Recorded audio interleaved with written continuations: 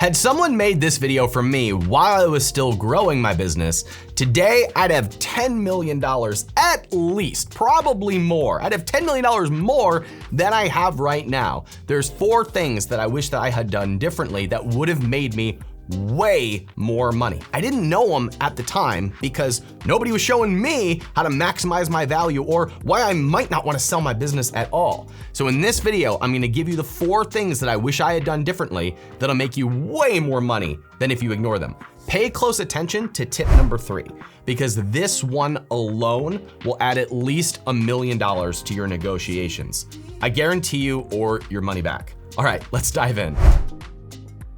Hey everybody, I'm Ryan Daniel Moran from capitalism.com. Just your average multimillionaire. I made most of my money building a business and selling it, and that's what I help entrepreneurs do. I help them build businesses that they can sell. And when I was building my business, no one was telling me that one day I would have a huge valuation and somebody else would want to buy it, and I should be thinking about how to maximize that now. But the truth is, I also just regret selling the business overall, and there's a few reasons why. One of them is just that on the other side of the exit, you miss the grind. You miss the excitement. You miss the growth. I miss being proud of those products that I was scaling and selling to customers. Now I have other businesses now. I've replaced that, but that was my baby. And I honestly really miss that. The truth is, I sold that business because I felt like I had exceeded my skill set or bumped up against my skill set. I wish, however, I had taken the time to implement a lot of what could have grown the business, taken the time to become a different leader, a different entrepreneur who is capable of not just having an 8-figure company, but a 9-figure company. Because once you sell that thing, you're starting over on the next thing. However, even though I did sell, there's 4 things that I did that left a lot of money on the table. And I mean 8 figures amount of money. So I'm gonna go through all 4 of them right now with you so that you don't make the same mistakes that I did. The first regret about selling my business is that I regret how I sold the business. There's several different ways that you can sell a business. The 2 most popular are selling through brokers or selling through an M&A firm. Now, I sold my business back in 2017, and e-commerce businesses were not being bought and sold at the rate that they are today. So it was a little bit new to think about having an M&A firm come in and professionalize the business. So I went with a broker. That was a mistake. A broker is incentivized to get a deal done. Their job is to go find buyers and to make sure that the deal happens. They work with both parties to ensure that they're all happy and that this deal is gonna happen, and then they get their cut of the deal. Well, they're not incentivized to help you get the most amount of money. They're incentivized to just get the deal done. Brokers are more about volume, whereas M&A firms are about valuation. If you're on the sell side, if you're selling a business, who do you want to partner with? Obviously, you want to partner with the person who is gonna get you the most money with the best partner for you and your business. But I didn't do that.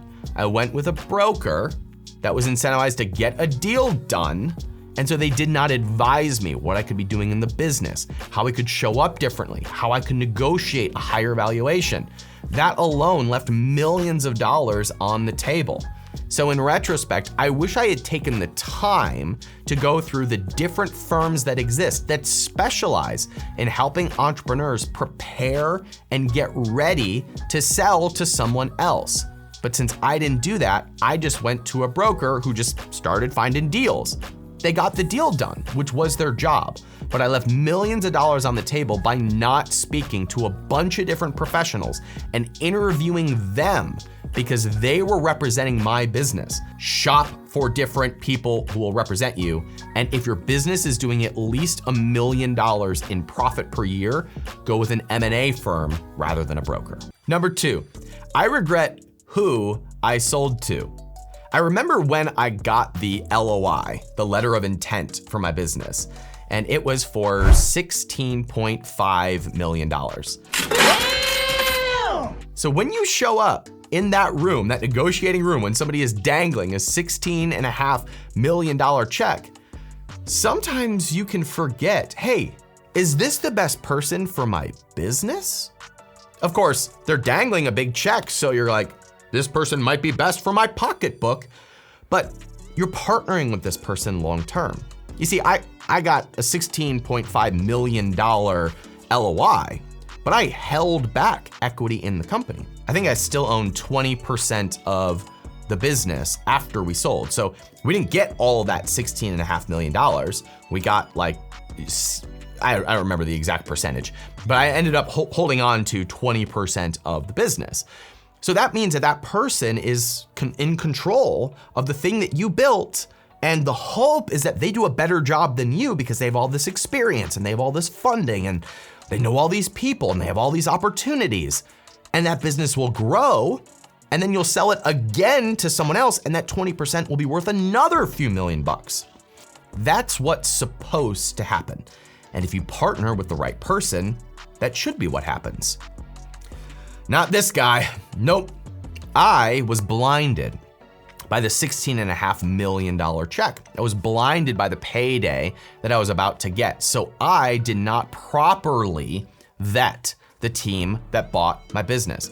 I also didn't properly vet their plan and their network and their opportunities and where they wanted to go with the business. I should have, but as somebody, I was 29 years old, selling, my first meaningful company. I'd sold other businesses in the past, but this was my first life-changing amount of money. I didn't even think, I was just like, you know better than me. You've done this before. I haven't. I know how to build an 8-figure business with my partner, but I've never done any of this before. And as a result, I did not go into the details of what they wanted to do, how they wanted to do it, what their experience level was. Are there any other people out there that might have more experience and might be a better team to buy and scale my business? The truth is, if I had just kept running the business for the last several years, I would now have as much money in the bank that I do today from selling the business because of what our cash flows were and what our growth rate was, and from the skill set that has developed over the last several years. But instead, I took the payday expecting the value to go up over time. But that's not what happened because I did not properly research the team that I was selling to. That left millions of dollars on the table. Don't make that mistake. Instead, it may be better for you to keep running the business for a while until you find the right buyer. Tip number 3, this is a big one that all of you will benefit from. I regret why I sold. Here's what I mean. I was selling because we had exceeded our capacity and there was a lot of money on the table, and we were ready to take some profits after rolling all of our cash into the business for years. But as a result, I sold to the team that was most willing to pay me, not the team that was willing to grow the company. Here's what I should have done instead. I should have showed up to the meeting with a term sheet. I should have showed up to every negotiation that I had with every different buyer and said, here are my terms. Not what does your LOI say, not what are you offering me, here are my terms. We want this valuation. There will be this much consulting time after the exit. We will do this and won't do this. We're looking for a team that prioritizes X, Y, and Z. I should have been absolutely clear about what I wanted out of it. So when you are thinking about selling your business, it's important for you to write down what your terms are. You will sell under these conditions. You will sell when the valuation is this. You will sell when your involvement is this. You are willing to hold this much back in equity. Here is what you are willing to do and not do. That puts you in the seat of control. You see, I wish I would have known this. When you are the person selling the business, you're the hot girl at the dance. You're the one everybody wants. I thought that other people coming to me with money made them the hot girl at the dance. They had what I wanted. But that's not true. There are literally people all around the world who wake up every day and say, I wish there was a good company to buy. That's what private equity groups exist to do. That's what big companies like Procter & Gamble and Unilever do. They grow through acquisition. They're hungrily looking for entrepreneurs like you that have good businesses to buy, and they want to buy them and grow them and profit from them or sell them. That's what they're in business to do. You are the person with the control, not the person who shows up with the money. And number 4, I regret when I sold. I have to give myself a pass for this one. I didn't know that valuations on businesses were gonna go absurd over the next couple of years. I didn't know that more people were gonna come into the market to buy businesses, creating bidding wars on them. I didn't know that there was gonna be a shutdown and a virus and quarantine making e-commerce the hottest game in town. I didn't know those things were gonna happen.